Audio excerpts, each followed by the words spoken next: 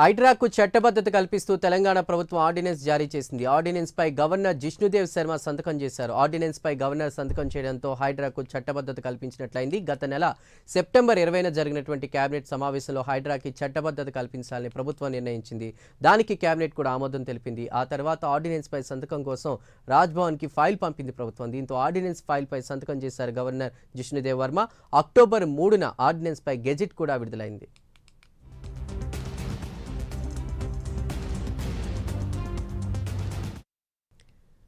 Right, ఇక హైడ్రాకి సంబంధించి చట్టబద్ధతపై మరింత సమాచారాన్ని మా ప్రతినిధి చందు అందిస్తారు. చందు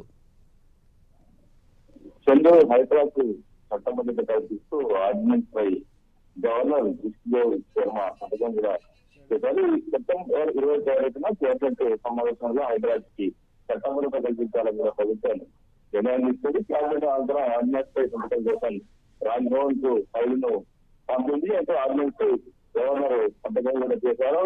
అక్టోబర్ 3వ గెజిట్ విడుదలైంది.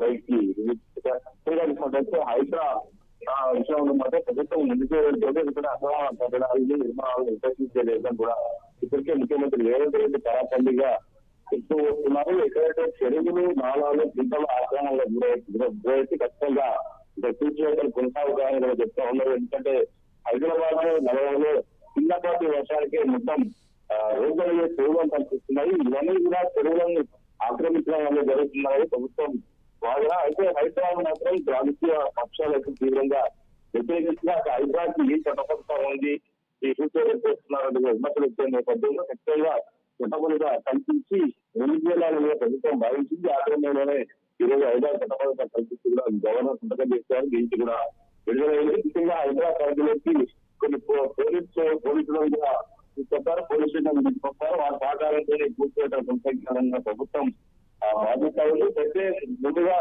నోటీసులు సర్వ్ చేసిన తర్వాత ఖచ్చితంగా కూర్చోట కొనసాగుతాయని ప్రభుత్వం చెప్తా ఉంది. ఎందుకంటే ఇప్పటికే కూర్చోట విషయాల్లో ప్రభుత్వంపై విమర్శలు వెలువడుతున్నాయి. పెద్ద ఎత్తున పేదవాళ్ళ ఇల్లు కూర్చోస్తున్నారంటే కూడా ఒకవైపు ఇది బీఆర్ఎస్ పార్టీ కాకుండా బీజేపీ పార్టీని కూడా గర్వం చేస్తున్నాయి. ముఖ్యంగా దారిద్ర్య వద్దలు వెళ్తున్నాయి. అయితే ఏదైతే పెద్ద పెద్ద నివాసాలు కూర్చున్న క్రమంలోనే కొన్ని పేదవాళ్ళ ఇల్లు కూడా కూర్చున్నారంటే కూడా మదుపరుస్తున్న క్రమంలో ఖచ్చితంగా ఈసారి పూర్తి విషయాల్లో మాత్రం కొంత చూస్తూనే ముందుకెళ్ళాలి. ఎందుకంటే ఎక్కడ పూర్తి చేసినా కొంత పేదవాళ్ళ విషయాల్లో కొంత చూసి ముందుకు వెళ్ళాలి. ఎందుకంటే పెద్ద పెద్ద బలమైన వ్యాపారాలు కావచ్చు, రియల్ ఎస్టేట్ వ్యాపారాలు కట్టేటువంటి అక్రమ కట్టాలు ఉంటాయి. వాటి విషయాల మాత్రం ముందుకే వెళ్ళాలని ప్రభుత్వం భావిస్తున్న క్రమంలో ఇక్కడికే సీఎం రేవంత్ రెడ్డి కూడా పదే పదే చెప్తున్నారు. ఖచ్చితంగా అక్రమ కట్టడాలు ఎక్కడ వెళ్ళినా కూడా కూర్చోకుండా ఇంకా పెద్దవాళ్ళని కూడా వదిలిపెట్టే విధంగా చెప్తున్న క్రమంలో ఇక్కడ హైదరాబాద్ చట్టబద్ధత కల్పించడం మాత్రం ఖచ్చితంగా ప్రభుత్వం హైదరాబాద్ ముందుకు వెళ్ళేందుకే ఈ ఆర్డినెన్స్ వచ్చిందని కూడా చెప్తా ఉన్నారు. Right Chandu, thank you.